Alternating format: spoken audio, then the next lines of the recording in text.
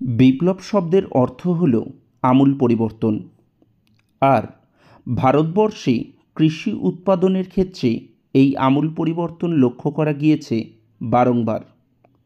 আজকের ভিডিওতে আমরা এরকমই বেশ কতগুলি বিপ্লব সম্পর্কে আলোচনা করব, অর্থাৎ বেশ কিছু কৃষি বিপ্লব নিয়ে আজকের ভিডিওতে আমরা আলোচনা করতে চলেছি। তো শুরুতেই বলবো সবুজ বিপ্লবের কথা। ভারতবর্ষে দানাশস্যের উৎপাদনকে ভিত্তি করে সংগঠিত হয়েছিল সবুজ বিপ্লব। দুগ্ধ উৎপাদনকে ভিত্তি করে সংগঠিত হয়েছিল শ্বেত বিপ্লব।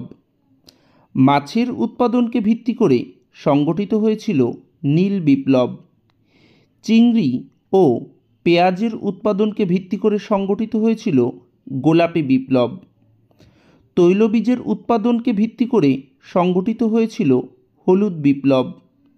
মাংস ও টমেটো উৎপাদনকে ভিত্তি করে সংগঠিত হয়েছিল লাল বিপ্লব। ফল, বিশেষত আপেলের উৎপাদনকে ভিত্তি করে সংগঠিত হয়েছিল সোনালী বিপ্লব। ডিমের উৎপাদনকে ভিত্তি করে সংগঠিত হয়েছে রূপালী বিপ্লব।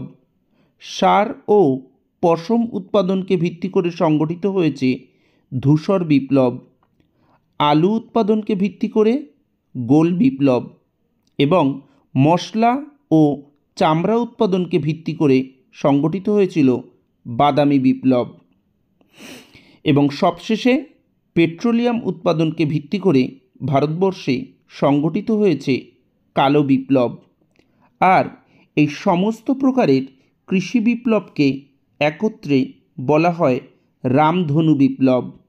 তো ভিডিওটি কেমন লাগলো অবশ্যই তোমরা কমেন্টস করে জানিও। Thank you.